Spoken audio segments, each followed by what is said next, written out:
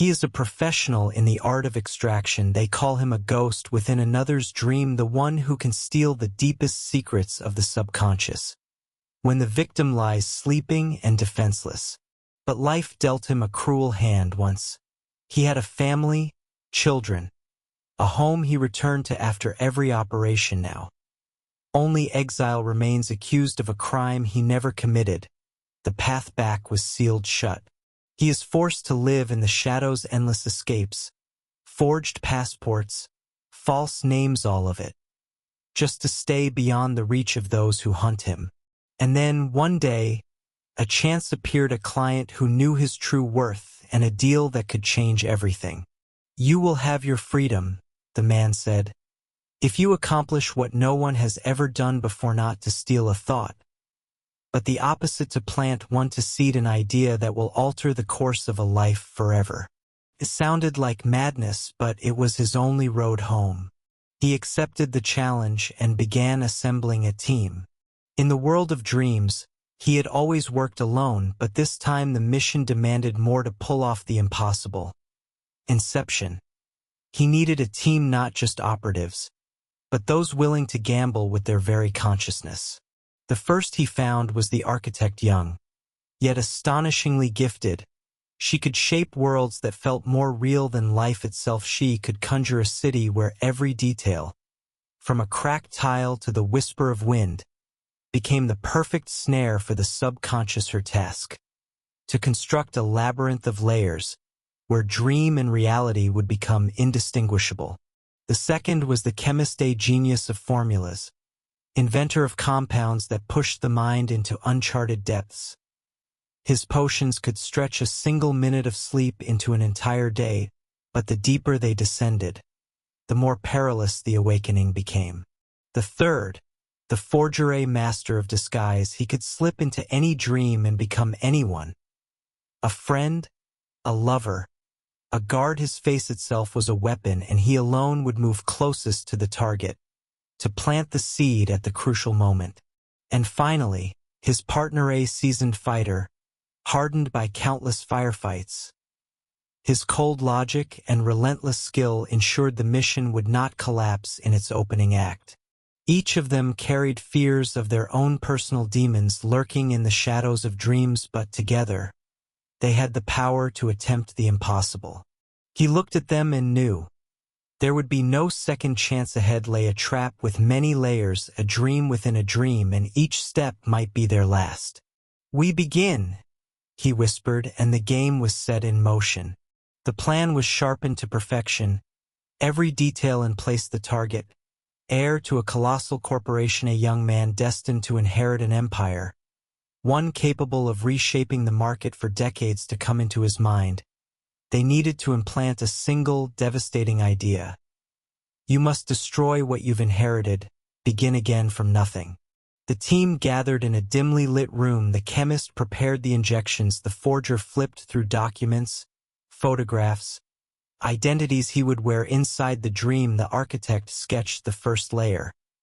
A metropolis street, the roar of a crowd, the gleam of grand banking facades, each one looking ripe for a heist. And the partner, silent, loaded his weapon. "Remember this," he warned. "Everything that happens down there is real. The body may sleep, but if you die in a dream at such depth, you don't wake up, you fall into limbo, an endless drop into eternity." They reclined into their chairs. The chemist pushed the needle. Time froze, and the world collapsed. They found themselves in the heart of a roaring city. Engines growled. People rushed by. Everything looked unbearably real, but this was the dream, the first layer. They moved quickly. The forger approached the mark. Wearing the face of his trusted advisor, the architect tracked every detail. Opening alleys for retreat, the partner scanned the crowd. His instincts taut, danger humming in every motion. Then, the unexpected struck. The target's subconscious began to resist. The crowd around them suddenly armed itself. The dream twisted into a trap. Gunfire shattered glass. Front screams drowned beneath sirens. The partner returned fire, shielding the team with precise bursts. The architect, frantic, bent the city itself, buildings shifting and folding to carve escape routes through chaos. And in the storm of bullets, he saw her, a woman, an image that should not have been there. His dead wife, a shadow of the past. She smiled, gazing straight into his eyes. And in that moment he understood. His own subconscious had betrayed the mission. It had become the enemy. The city was burning. A dream meant to be controlled was shattering before their eyes. The target's subconscious struck back with a ferocity they had never anticipated. Any passerby could turn into a killer. Every window could hide the eye of a sniper. Gunfire cracked through the streets. The forger barely managed to drag the target to safety. Still wearing the mask of his trusted confidant, the architect clenched her teeth, trembling hands reshaping the city. Asphalt heaved upward into walls. Buildings slid across streets to block pursuit, but the subconscious hit back harder, adapting with every move. "They're learning too fast," she screamed. "Hold the line." The partner roared, firing in both directions at once. Bullets ripped through cars. Glass rained down in jagged shards. Smoke coiled thick and choking, turning the dream into a battlefield. And again, his wife, her figure appeared through the chaos, walking calmly toward him, untouched by fire or shrapnel. "You're not real," he whispered, lowering his weapon, and that single hesitation was enough. In an instant, she drew a pistol and fired. The bullet tore through the architect's shoulder. She screamed, collapsing in pain. "Damn it!" the partner shouted, covering her with suppressive fire. "This is your subconscious. Control it."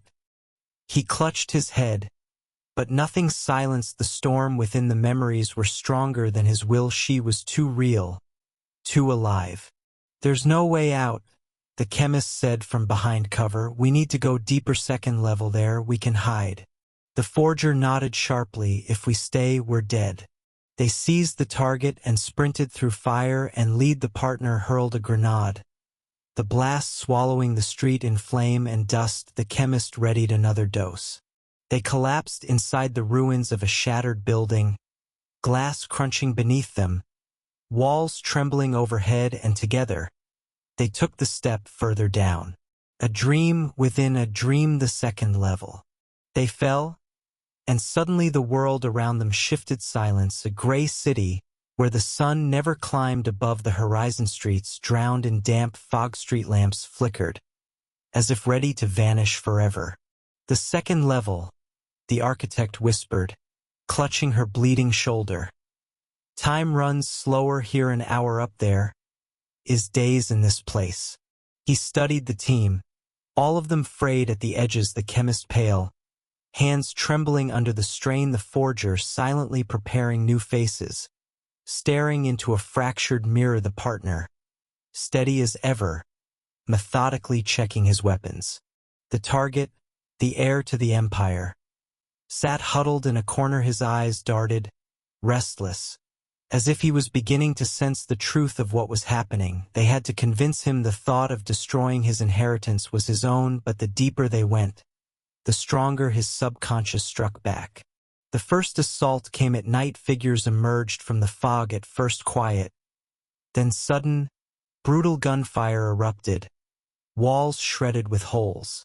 The partner moved first. He slammed the heir to the ground and unleashed return fire. Bullets tore through the dark.